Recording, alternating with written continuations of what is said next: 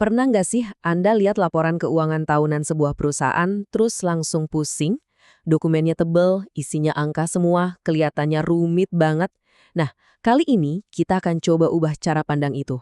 Anggap aja ini bukan sekadar laporan, tapi hasil check-up kesehatan lengkap sebuah perusahaan. Yuk kita bedah bareng-bareng.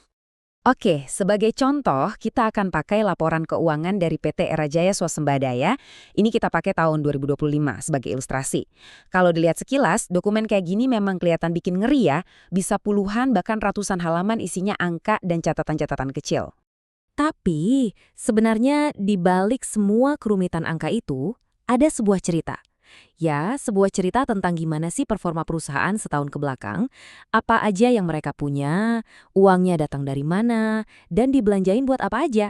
Ini tuh intinya narasi tentang kesehatan finansial mereka. Nah, pertanyaannya sekarang, cerita apa yang mau disampaikan laporan ini? Apakah ini kisah soal pertumbuhan yang pesat, stabilitas, atau jangan-jangan ada tantangan yang tersembunyi di dalamnya? Ayo, kita cari tahu sama-sama.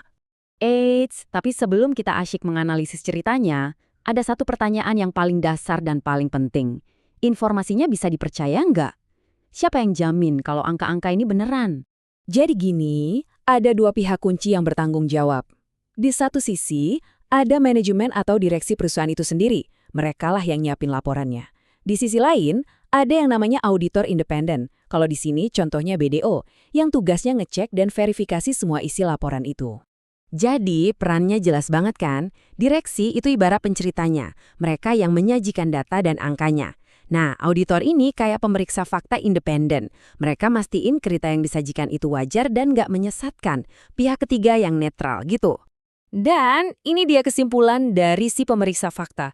Opini menyajikan secara wajar atau yang biasa dikenal dengan wajar tanpa pengecualian itu ibarat stempel persetujuan paling tinggi. Artinya, auditor nggak nemuin masalah yang signifikan dan kita bisa lanjut dengan percaya diri buat bedah angka-angkanya.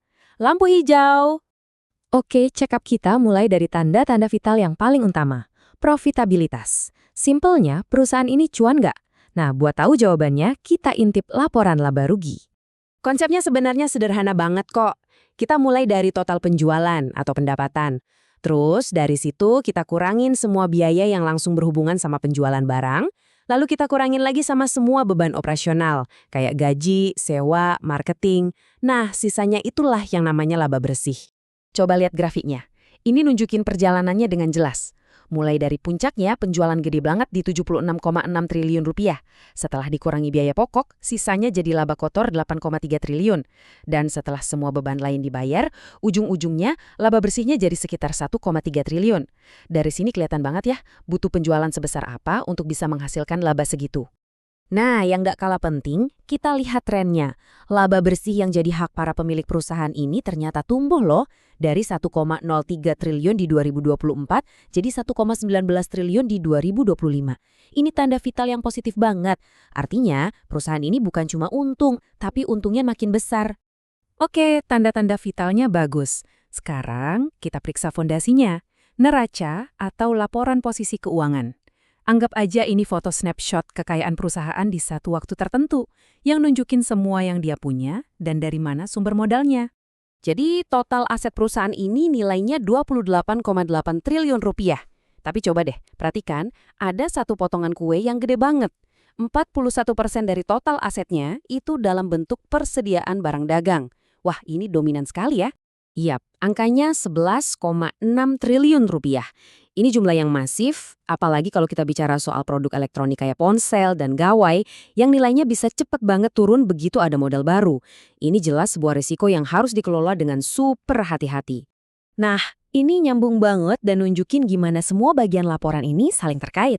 Justru karena nilai persediaannya segede itu, auditor sampai mengklasifikasikannya sebagai hal audit utama. Artinya auditor ngasih perhatian ekstra buat ngecek dan mastiin nilai persediaan ini nggak ketinggian.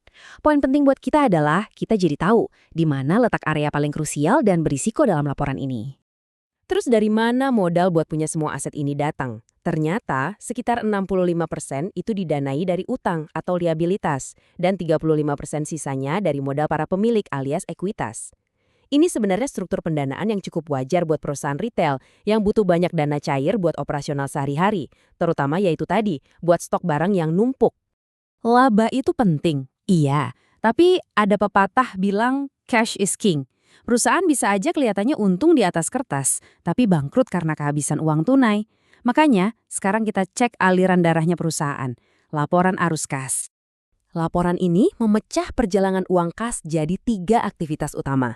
Pertama, dari operasi alias kegiatan bisnis utamanya, perusahaan berhasil menghasilkan 225 miliar rupiah.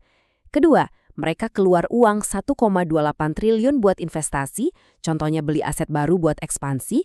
Dan ketiga, buat nutupin pengeluaran investasi itu, mereka dapat suntikan dana 1,41 triliun dari aktivitas pendanaan, misalnya dari pinjaman bank. Jadi, setelah dihitung semua uang yang masuk dan keluar dari 3 aktivitas tadi, hasil akhirnya adalah tumpukan uang kas perusahaan nambah 357 miliar rupiah selama tahun 2025. Ini nunjukin kalau perusahaan mampu menghasilkan kas yang cukup buat mendanai pertumbuhannya sendiri. Bagus! Oke, semua bagian penting sudah kita periksa. Sekarang waktunya kita satukan semua temuan ini jadi sebuah diagnosis akhir tentang kesehatan finansial era Jaya. Tabel ini merangkum semuanya dengan sangat rapi. Penjualan, laba bersih, total aset, sampai modal pemilik, semuanya nunjukin tren pertumbuhan yang solid dari 2024 ke 2025. Kalau boleh dibilang, secara umum, pasien kita ini kelihatan sehat dan makin kuat. Jadi, kalau kita mau simpulkan cerita kesehatan era Jaya dalam beberapa poin aja, intinya begini. Perusahaan ini lagi dalam fase pertumbuhan. Pertumbuhan ini didanai pakai kombinasi utang dan modal sendiri. Dan kunci keberhasilannya ada di kemampuan mereka buat ngelola tumpukan persediaan barang yang super besar itu secara efisien. Tuh kan, nggak sesulit yang dibayangkan ya. Dengan memandangnya sebagai sebuah proses check-up kesehatan, kita berhasil mengubah dokumen yang tadinya kelihatan rumit jadi sebuah cerita yang jelas dan bisa kita pahami soal kondisi sebuah perusahaan.